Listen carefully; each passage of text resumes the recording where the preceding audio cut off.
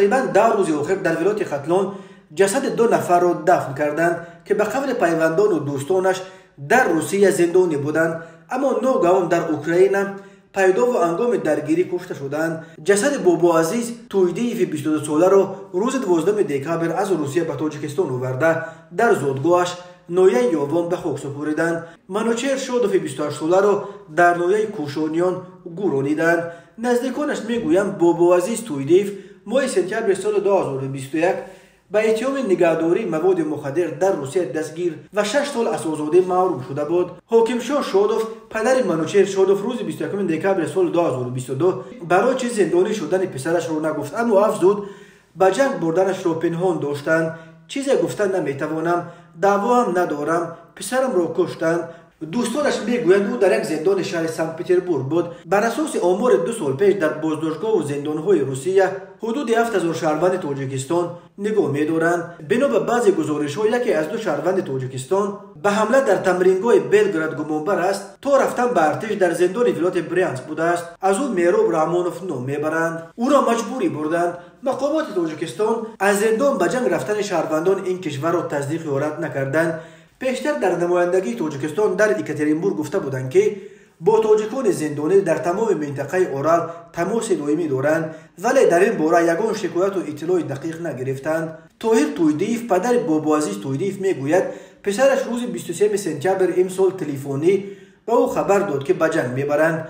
گفتم که نباید برود، ولی بابا عزیز گفت علاج دیگری ندارد. احساس میشد که او را مجبوری به جنگ میبرند.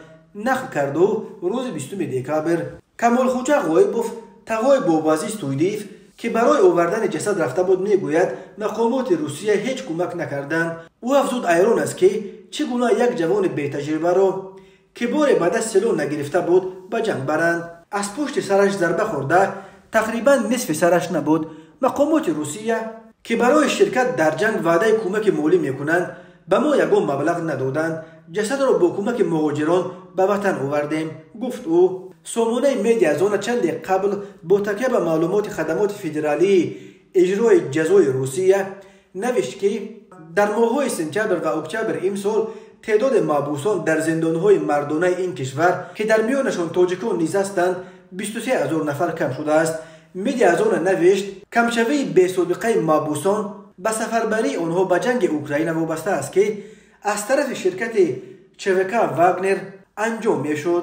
پس از آنی که روسیه در جنگ بی‌دلیلش ضد اوکراین تلفات زیاد داد و درگیری برخلاف پیشبینی‌ها طولانی شد، این کشور به نیروی اضافی ضرورت پیدا کرد. بنا به گزارش‌ها و عکس و نوارهایی که تا حالا دسترس رادیو آزادی شدند، تبلیغات گسترده برای جلب مهاجران آسیای مرکزی از جمله تاجیکستان در روسیه برای شرکت در جنگ اوکراین جریان دارد. از جمله در دیوارهای مرکز مهاجرت سخار و مسکو به زبان مادری مهاجران نوشتند که قراردادی به صف نیروهای مسلح روسیه بپیوندند و آسان صاحب شهروندی شوند. یک مهاجر تاجیک گفت اگر سند درست باشد تبلیغ میکنند، ولی اگر مشکل جدی پیدا شود تعدید شرط میگذارند که یا به ارتش میروید و صاحب شهروندی میشوید یا از روسیه میرانیم.